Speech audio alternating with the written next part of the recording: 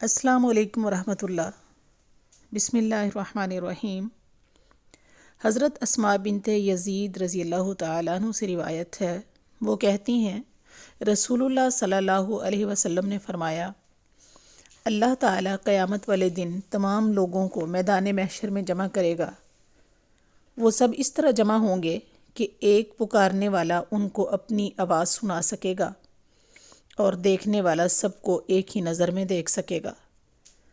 اللہ کی طرف سے ایک پکارنے والا پکارے گا، کہاں ہیں وہ لوگ جو اللہ کی حمد بیان کرتے تھے، خوشی کے وقت بھی اور غم اور پریشانی کے وقت بھی؟ وہ کھڑے ہو جائیں گے اور وہ تعداد میں تھوڑے ہوں گے، وہ بغیر حساب کتاب کے جنت میں داخل ہو جائیں گے۔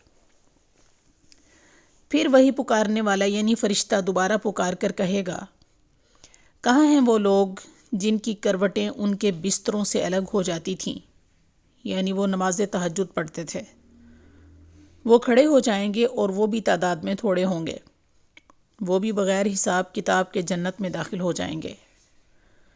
پھر پکارنے والا فرشتہ تیسری مرتبہ پکار کر کہے گا، کھڑے ہو جائیں وہ لوگ جن کو ان کی تجارت اور سوداگری اللہ کے ذکر سے غافل نہیں کرتی تھی، یعنی وہ سب کام دھندے چھوڑ کر نماز کے لیے کھڑے ہو جاتے تھے۔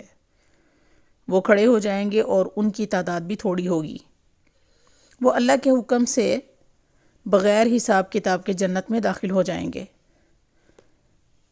اس کے بعد باقی سب لوگ حساب و کتاب کے لیے اٹھ کھڑے ہوں گے۔ اللہ سے دعا ہے کہ اللہ ہمیں بھی بغیر حساب کتاب کے جنت کا داخلہ نصیب فرمائے، آمین۔ اللہ نگہبان۔